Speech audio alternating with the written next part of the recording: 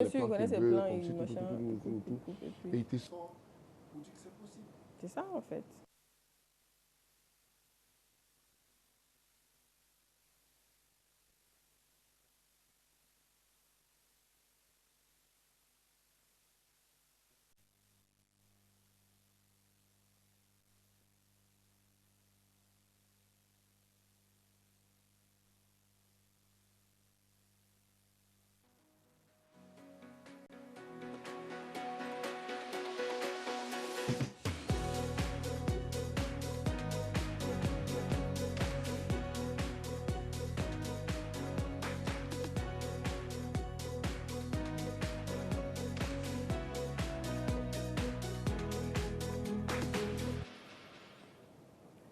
Très heureuse de vous retrouver pour ce nouveau numéro de Cinestar depuis le siège du FESPACO.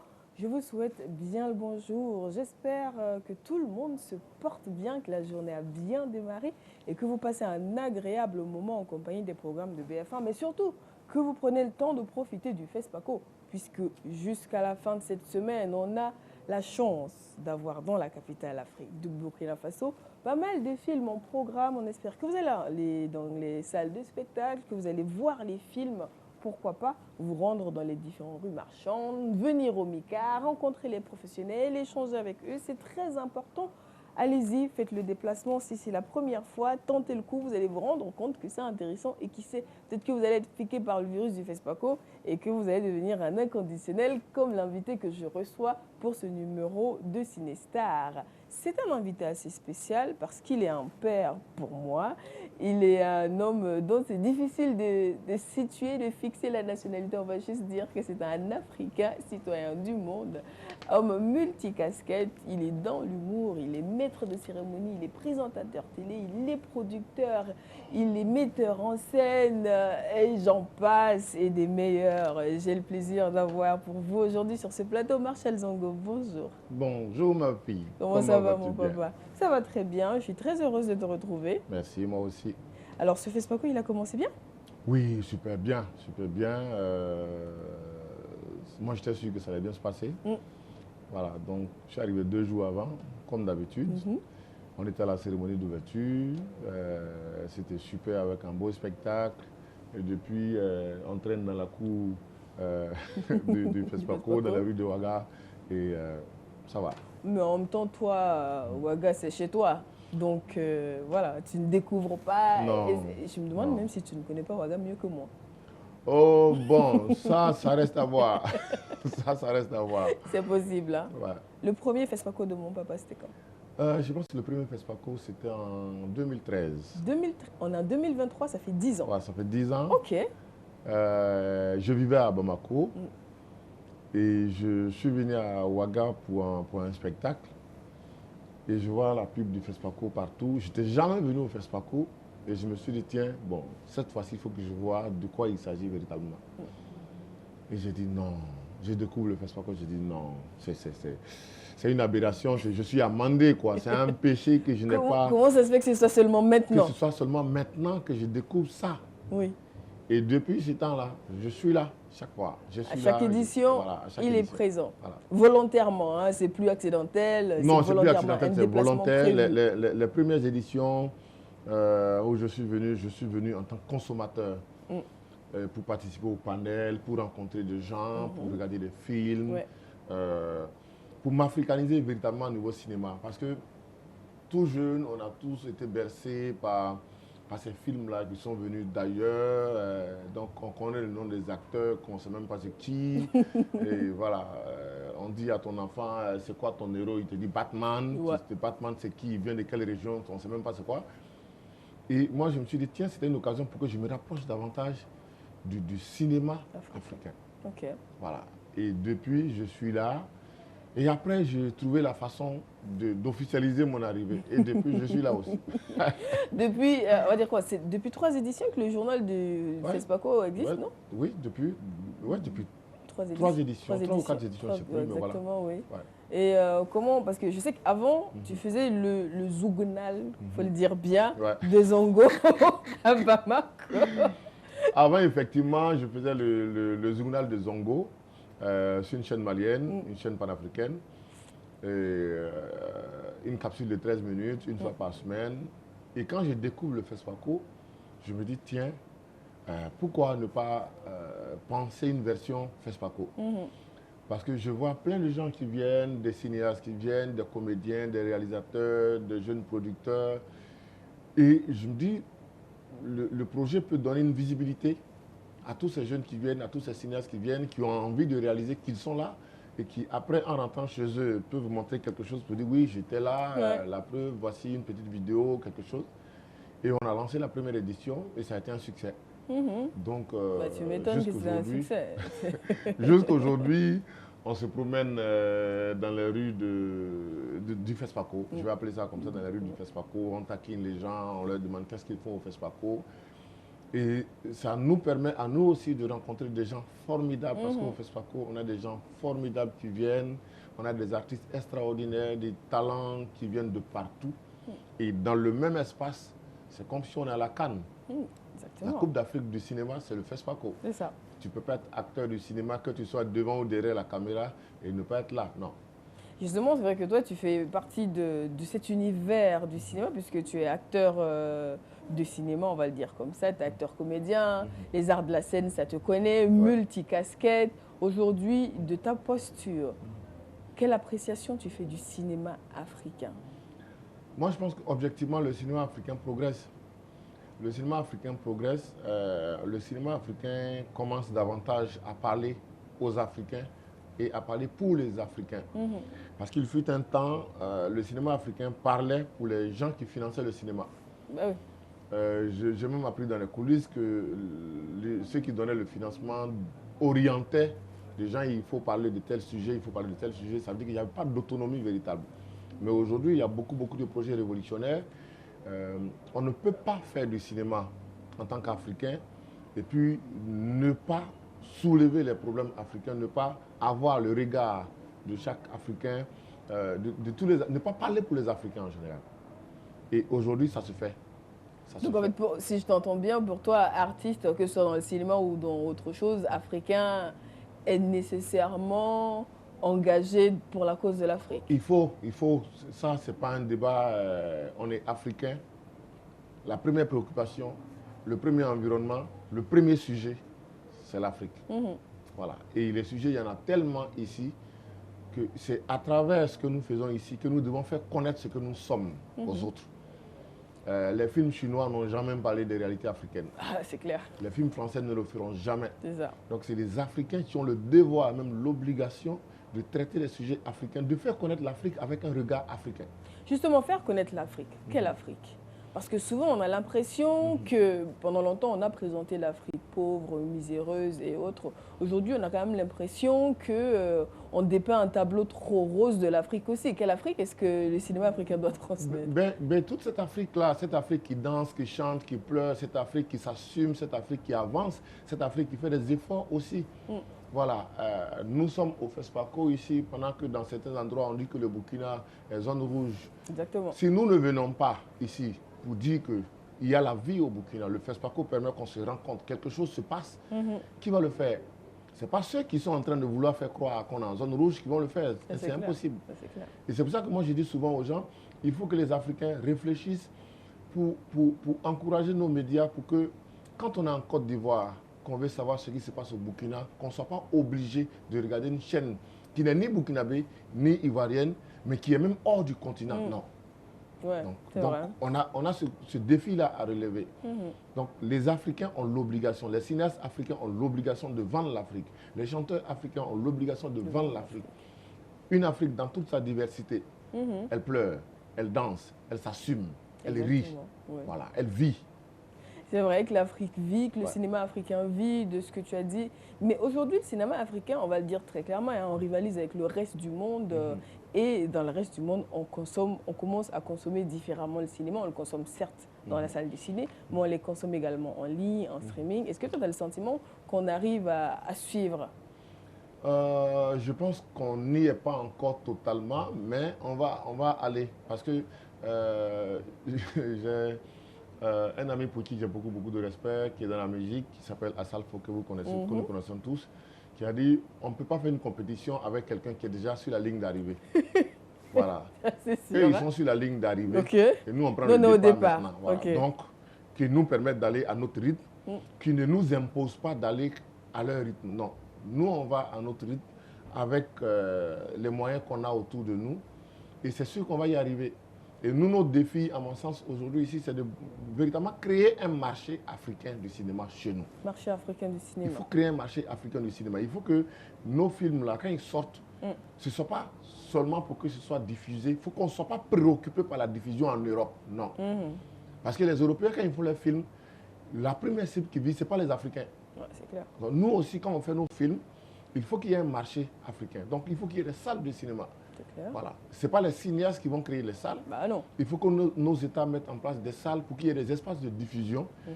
Pour qu'un film qui sort ici, le jeune Burkinabé qui fait son film, soit convaincu qu'il va en Côte d'Ivoire, au Sénégal, au Mali, en Guinée, au Burkina et partout. S'il y a un réseau de diffusion qui existe, qui est encouragé, qui est promu, ça va permettre de créer du travail. Justement, toi quand même qui voyages pas mal, autant dans la sous-région qu'en dehors du continent, en termes de présence de salles de cinéma, de fréquentation de salles de cinéma, quel constat toi tu fais? Moi, je tire mon chapeau au Burkina. D'accord. Voilà. Ici au Burkina, on a encore des salles de cinéma qui fonctionnent véritablement. Et on a un public ici qui va au cinéma.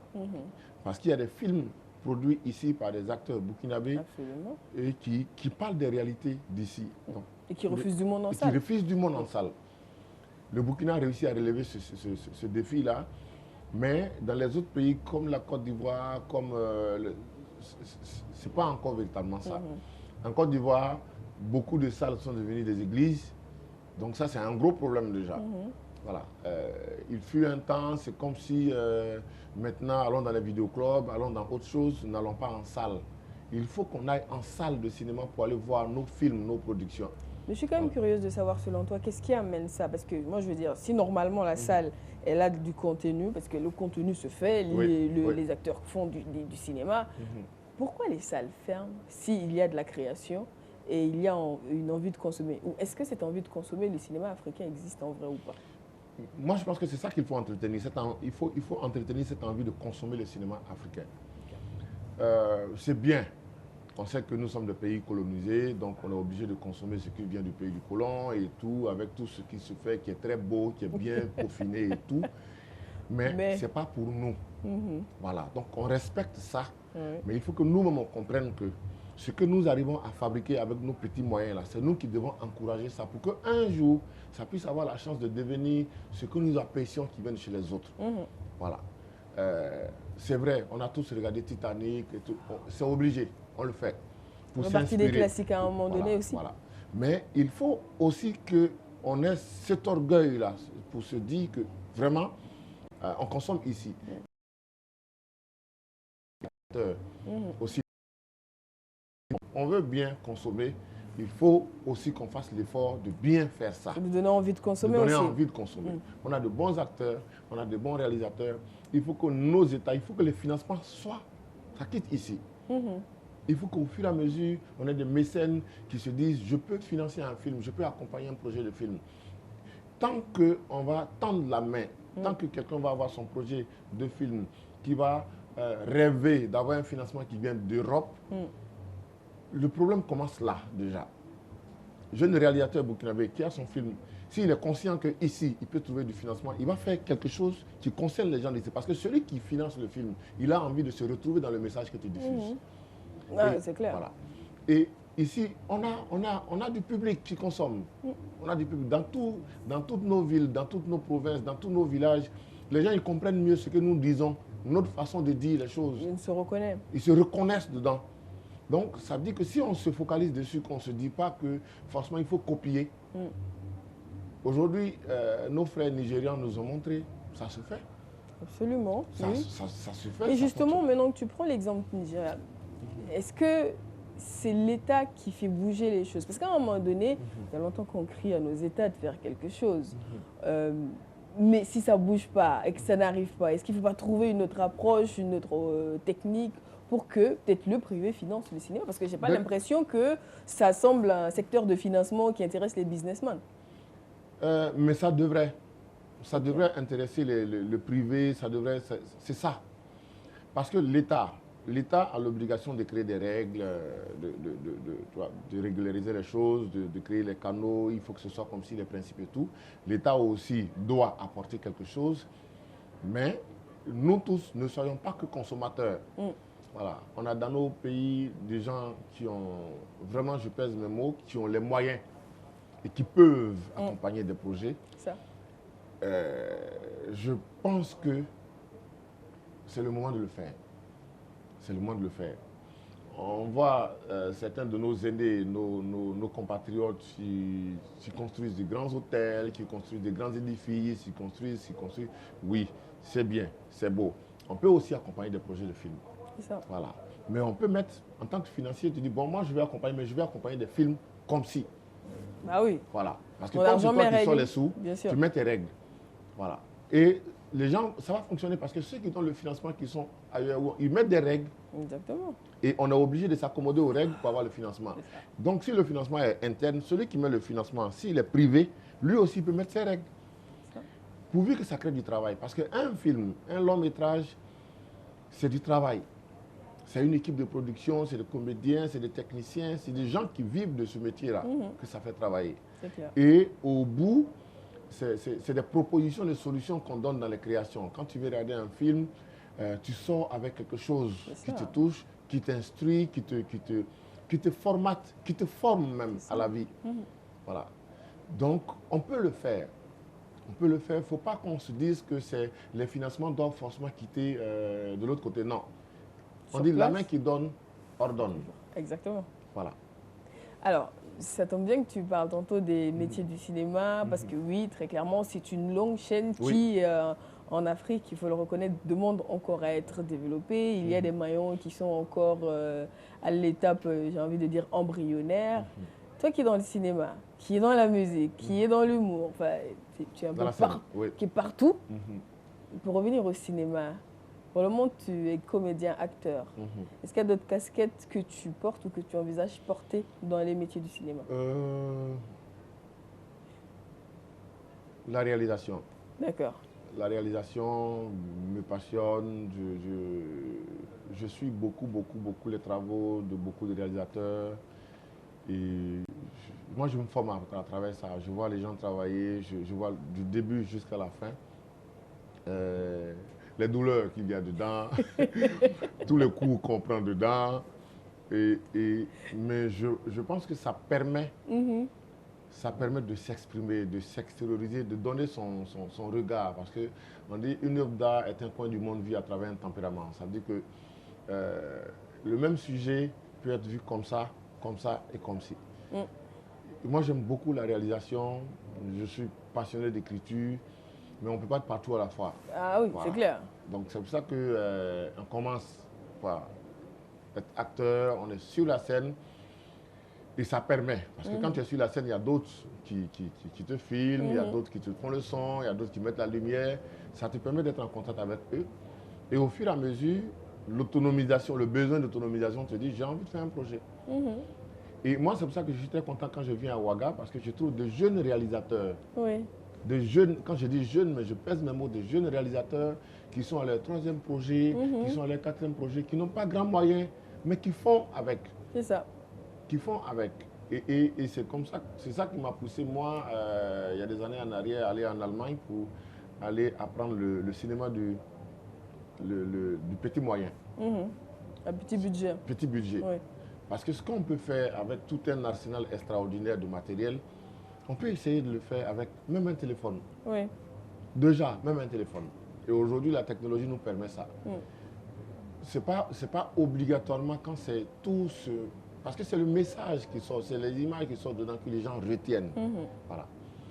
Donc, on peut toucher à tout et c'est en train de se faire. Et moi, j'aime beaucoup la réalisation, la production parce que ça permet d'exprimer des rêves. C'est ça. Ça permet de transcender. Non, mais en fait, c'est drôle quand tu en parles, tu dis d'abord les douleurs et les coups. Pourquoi spécifiquement ça? Ah, parce qu'il ne faut pas arriver, parce que c'est tout beau, monsieur le réalisateur. Non. Voilà, on travaille. C'est dur. Il faut travailler. Oui. Voilà. Il y a quelqu'un qui disait quelque part, le secret du BIM, c'est la résilience. Ça veut dire que c'est l'effort. il faut rester debout quand tout le monde dort. Voilà. Donc, il faut travailler, il faut apprendre, il faut se former, il faut se frotter aux gens. Et après, il faut aller chercher souvent du financement et c'est là-bas qu'on prend des cours. Voilà. Et quand tu prends des coups, il faut rester debout. Voilà. Même quand on tombe, il faut se relever et foncer. Voilà. Alors, on a parlé de petits budgets, on a parlé d'aller chercher du financement, on tourne autour, mais on va quand même toucher au nerf de la guerre, comme on le dit. Est-ce que dans le cinéma, on en vit en Afrique? Bon, moi je pense que si on n'en vivait pas, tous ceux qui ont commencé depuis, ils auraient abandonné. Ok. Voilà, maintenant, après, il y a la vision que chacun se fait. Il y a ceux qui rentrent dans l'art avec pour projet d'être une star. Et il y a ceux qui veulent être des hommes de métier. L'homme de métier, il met sa stratégie en place pour vivre de son métier.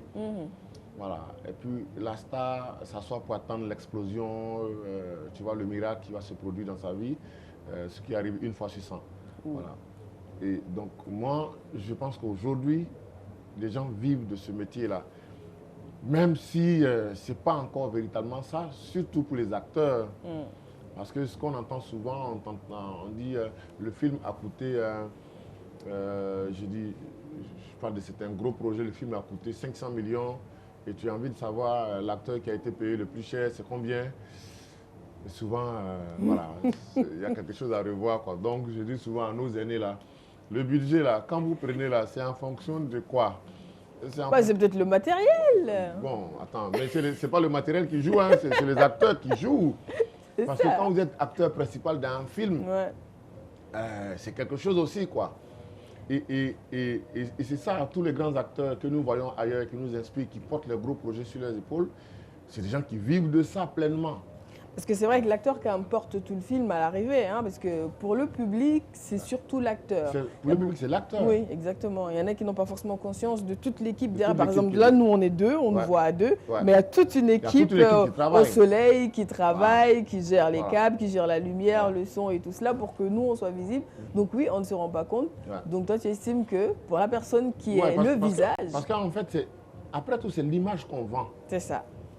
C'est l'image qu'on vend. Quand tu dis, je sors un film avec Stéphanie Zongo, ok? Stéphanie Zongo, c'est l'image. Après, il y a la renommée du réalisateur qui peut venir après.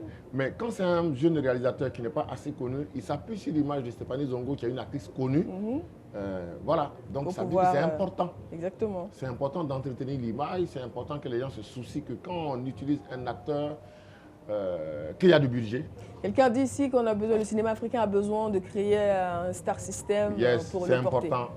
Oui, c'est important. Si nos amis du Nigeria le réussissent, pourquoi pas? C'est-à-dire que c'est possible. Voilà, c'est possible. Donc, il faut juste que nos amis qui nous disent « J'aime bien ce que tu fais. Ah oui, vraiment, mes enfants t'aiment bien, ma femme t'aime bien. » Qu'ils arrêtent de dire ça, seulement que ça, et qu'ils mettent des moyens. Pour que voilà. Pour qu'au-delà de vous aimer, on dise « Ah oui, mais t'as vu sa voiture, je vais faire la même chose quand je serai grand. » Voilà.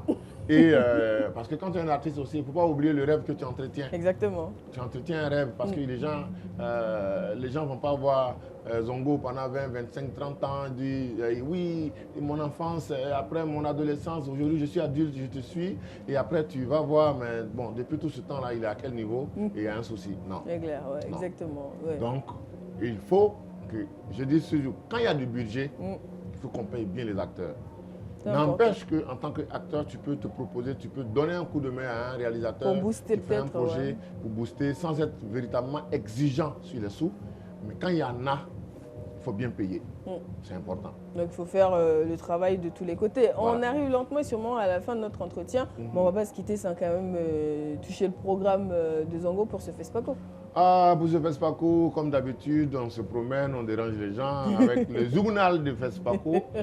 Et la petite anecdote, c'est que c'est BF1 qui a diffusé la première édition du journal de FESPACO. Exactement. Donc le partenariat, il est à vie, il est sanguinaire, c'est dans le sang. Il ne bouge pas. Il ne bouge pas.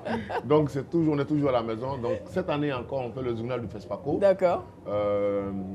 Déjà, pour te dire, c'est un kiff. Moi, ça me fait bien de... Voilà. Et après encore, ça permet de donner la visibilité. On a des jeunes qui viennent, qui ne sont pas vraiment connus, mais qui viennent avec des projets intéressants. C'est vrai. Donc nous, on va vers eux on leur donne la chance de se faire voir si ça peut profiter. Alhamdoulilah. Bien sûr. Et en dehors de ça, tu as déjà un programme de projection? Est-ce que tu as vu quelques films? Est-ce que tu pressens les talons d'or ou pas? Non, il faut que je vous dise, ça c'est une confidence que je fais. Le journal du FESPACO, c'est bien, mais ça me prend du temps. Ça me prend tellement de temps que finalement, moi-même, je n'arrive même pas à regarder les films. Donc j'ai décidé cette édition-là. Maintenant, on tourne en matinée. Et le soir? Après là, moi je vais regarder les films parce que vraiment, il y a de trop beaux films. Et ça fait tellement chaud au cœur, ça fait mal quand tu te trouves à la fin du FESPACO, que tu vois qu'il y a eu tel film, que tu n'as pas vu pendant que tu étais dans le FESPACO. Ah, là, tu ne peux pas accuser quelqu'un d'autre. C'est ça. Et en plus, après, pour les revoir, soit tu cours après leur programmation. C'est compliqué, c'est compliqué. Donc là, maintenant, on suit les films. Voilà. Donc moi, chaque soir, vraiment, excusez-moi, chaque soir, je vais regarder les films. C'est vrai qu'à côté du journal du FESPACO, on fait aussi un plateau avec, pour le Mali. Oui. Qui s'appelle Mali Kounaolo, parce que le Mali est le pays invité. Invité d'honneur cette année, exactement, oui. Donc, avec un ami qui est à Bamako, qui est mon jatitier à Bamako, Alioune Ifrandiaï, on a mis en place, sur son initiative, un projet qui est un plateau. Voilà, un petit plateau qui est diffusé à Bamako. D'accord. Voilà, au Mali en général. Donc, on est en plein dans le FESPACO, on est content d'être sur le plateau de sa fille, voilà. Absolument. C'est comme vous ne savez pas, c'est ça. C'est ça, exactement. Voilà. Les gens vont m'en vouloir si je te laisse partir sans demander d'après Tao. Oh, malheureusement, il est là. Il va bien. Tao va super bien. Nous sommes en pleine tournée avec le spectacle Immigration Kabako. Exactement. Un spectacle, parce que vous savez, la question d'immigration ou de migration irrégulière, ça est là. Malheureusement, à la peau dure. Voilà. Donc nous, on fait ce qu'on peut. On a monté un spectacle qui s'appelle Immigration Kabako, qu'on a présenté officiellement au Palais de la Culture à Abidjan en octobre l'année passée. Donc le spectacle est en tournée en Côte d'Ivoire. Il va arriver à Abidjan, à Ouaga, dans toute la sous-région. Parce que c'est un devoir aussi de dire aux jeunes qu'on peut réussir ici aussi. Exactement. Ici, chez nous, là, on peut réussir aussi. Exactement. Parce que ce que tu prends comme énergie pour aller affronter le désert, aller affronter la mer et aller dormir sous les ponts là-bas. Cette énergie-là, si tu mets ça ici, voilà, tu vas trouver quelque chose. Forcément, et c'est sur ce conseil que l'on va arrêter notre échange. En tout cas, c'était un agréable moment avec mon papa. Pourquoi pas. On a zongalisé le coin. Exactement. Et c'était hyper intéressant. Je te souhaite une bonne suite de FESPACO. Merci beaucoup. Et surtout de très jolies projections en soirée, parce que vu que la matinée il faut que je parle à la direction du BFM. Arrêtez d'exploiter mon enfant. Ah. Voilà, bon, c'est bien quand même. Mon papa fait le dit d'augmenter le fait. Donc, et puis, c'est le moment de vous dire que quand on travaille là, quoi. Voilà. Donc, le message est passé. Le message est passé. On s'entend à demi-mot. Merci beaucoup, Stéphanie. Merci beaucoup. Eh bien, les amis, on arrête là pour cet échange. Vous le savez, hein, on nous donne toute la journée, on parlera, mais on va respecter le timing et on se dit déjà à demain avec un autre numéro de Cinestar. Mais avant cet après-midi, vous le savez, on se retrouve en débat. Encore un sujet, je suis sûre, qui va vous intéresser. Donc, soyez là à partir de 16h. Ça se passe dans Écran FESPACO. Cinestar, c'est tout pour aujourd'hui et je réitère mon invitation. Allez-y, sortez de chez vous, allez au cinéma, profitez de tous ces films qui sont en projection en ce moment dans la capitale de Ouagadougou. Il y a certains qui risquent de ne pas revenir et il est important de se dire quand même, je l'ai vu, de se faire une idée et pourquoi pas, un jour vous allez vous mettre à investir dans le cinéma. Merci beaucoup à mon papa Zongo, bon FESPACO à vous, au revoir. Bon FESPACO à vous, même si vous êtes à la maison.